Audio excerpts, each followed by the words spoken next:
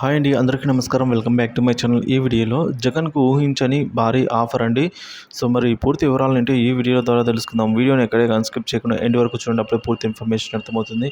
వీడియోకి ఒక లైక్ కొట్టండి ఫ్రెండ్స్. వీడియోలోకి అయితే వెళ్ళిపోదాము. ఫ్రెండ్స్, ఒక విషయానికి వచ్చినట్లయితే విశాఖ ఎమ్మెల్సీ ఎన్నికల్లో ఉత్కంఠత కొనసాగుతోంది. వైసీపీ అభ్యర్థిగా బొత్స నామినేషన్ దాఖలు చేశారు. కూటమి నుంచి పలువురు పేర్లు తెర మీదకి వచ్చినా అధికారికంగా ఇంకా ఖరారు కాలేదు. సో నామినేషన్ల చివరి రోజు అయితే ముగిసింది. ఇప్పటి వరకు పోటీ చేయాలా వద్దా అనే అంశంపై కూటమి నేతలు ఏకాభిప్రాయం రాలేదు.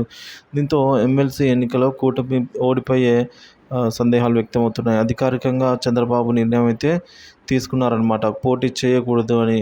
సో కూటమి నుంచి ఈరోజు అభ్యర్థి ఈ విధంగా పోటీ చేయకూడదు అని అయితే నిర్ణయం తీసుకున్నట్టు తెలుస్తోంది.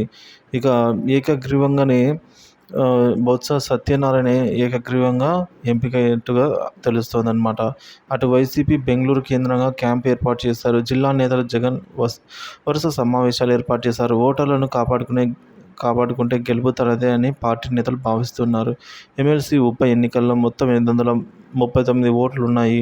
ఇందులో వైసీపీకి దాదాపుగా 600 ఓట్ల వరకు మద్దతు ఉన్నట్టు తెలుస్తోంది. ఇక 200 పైగా ఉన్న ఓట్లు లెక్కలు చెప్తున్నాయి. ఇక బొత్స పూర్తి ఓటర్లతో మంతనాలు కొనసాగిస్తున్నారు. దీంతో చివరి నిమిషంలో కూటమి నుంచి అనూహ్య నిర్ణయం అయితే వెలువడింది.